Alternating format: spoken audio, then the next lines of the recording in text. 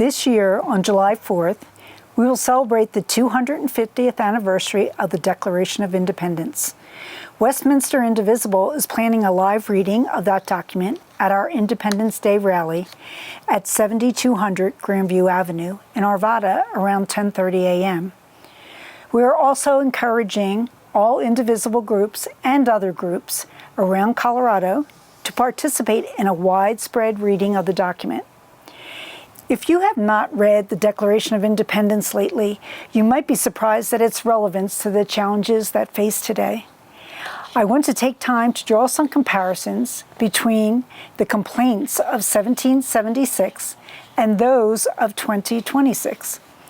Let's begin with the second paragraph of the Declaration of Independence, which starts with the clause, "We hold these truths to be self-evident, that all are endowed with certain unalienable rights. Among these are life, liberty, and the pursuit of happiness."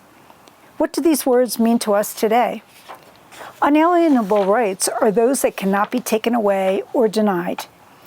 In today's world, they mean that regardless of race, color, creed, gender, sexual identity, national origin, age, or abilities, we have the following fundamental rights. Everyone who lives in the U.S. should have the ability to make a livable wage and have access to food, shelter, and health care, and freedom of speech and due process under the law. They should be able to walk among and enjoy the company of families and communities without fear.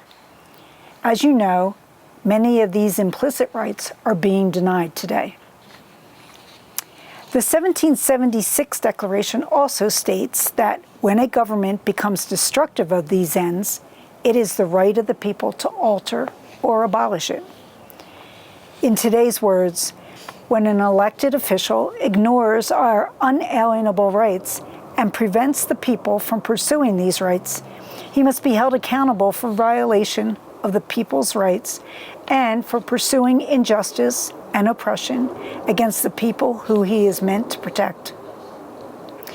In 1776, the writers of the Declaration of Independence stated that the history of this leader, who at that time was King George III of Great Britain, is a history of repeated injuries and usurpations, all having in direct object the establishment of an absolute tyranny over these states, meaning the colonies.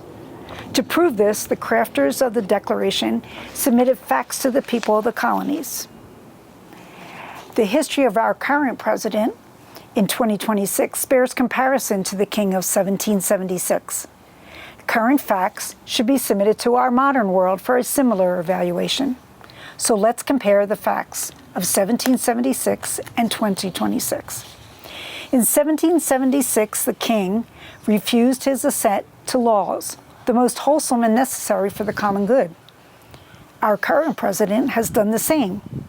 He has been impeached twice by the U.S. House of Representatives, first for asking a foreign leader to investigate a political rival, and second, for attempting to subvert the 2020 election results and inciting an insurrection at the Capitol building on January 6, 2021. He was convicted on 34 felony counts for falsifying business records to conceal hush money payment to a porn star. He has been accused of conflicts of interest and ethics violations related to his use of his private properties to book reservations for foreign officials and increase his own wealth. And he has also been accused of affiliation with a convicted pedophile. Another complaint against the king was that he endeavored to prevent the population of these states, for that purpose obstructing the laws of naturalization of foreigners, and refused to encourage their migration here. Our current president has enacted executive orders to arrest and or to deport up to 2 million immigrants, often without cause.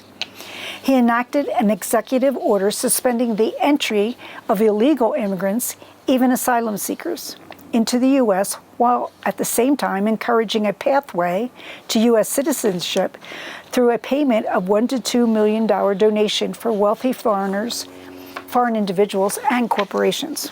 The king was also accused of obstructing the administration of justice by refusing his assent to laws for establishing judiciary powers. The current president has nominated 10 judges who were declared unqualified by the American Bar Association and has personally requested that standing judges act on his own behalf. The king of 1776 had made judges dependent on his will alone for the tenure of their offices. Trump impacted the Supreme Court by creating a conservative supermajority of 6-3 through appointment of 3 conservative judges. Subsequently, this court ruled 6-3 that the president has immunity for core official acts. The king also erected a multitude of new offices and sent to the colonies swarms of new officers to harass the colonists and eat out their substance. Trump's expansion of Homeland Security, building of new ICE detention centers, the development of the institution of DOJ, and the use of the Department of Justice to investigate political opponents have all been used as means to harass and control our people. The king kept among the colonies, even in times of peace, standing armies without the consent of the colonial legislators. Trump sent ICE, Border Patrol agents, and National Guardsmen from other states into U.S. cities in 2025 and 2026 to enforce mass deportations of immigrants or to suppress peaceful protest against those deportations without the consent of the affected state governors. These communities included Los Angeles, California, Memphis, Tennessee, Portland, Oregon, and Minneapolis and St. Paul, Minnesota. During the Minnesota invasion, 2 unarmed citizens were fatally wounded by ICE agents. In 1776, the king cut off the colonies' trade with all parts of the world.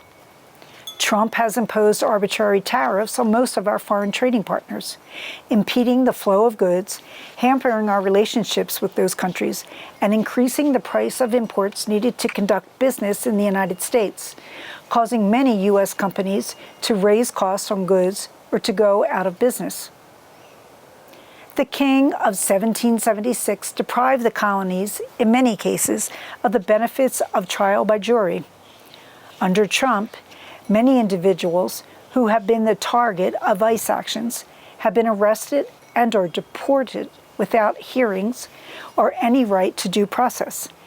Family members have been separated and some sent to countries other than their place of origin. Illegal search warrants have been used in some cases. The king abolished the free system of English law in a neighboring province, establishing therein an arbitrary government and enlarging Great Britain's boundaries. Under Trump's self-proclaimed Monroe Doctrine, he has threatened to take over or control Greenland, Canada, Venezuela, Cuba, Colombia, Mexico, Panama, and most recently Iran through a direct invasion. The writers of the Declaration of Independence accuse the king of exciting domestic insurrections amongst the colonies. Trump has also been accused of inciting the January 6, 2021 attack on the U.S. Capitol by his supporters. And finally, the writers of the Declaration stated that a prince, that is the king, whose character is thus marked by every act that may define a tyrant, is unfit to be the ruler of a free people. And thus, as on July 4th, 1776, I call upon all of us, as we the people of the United States, to reaffirm on July 4th, 2026, our desire to be ruled of, by, and for the people, not by a king or an authoritarian ruler who puts his own desires and greed above the consideration, rights, and needs of the American people. So I ask you to stand with me and reclaim our democracy.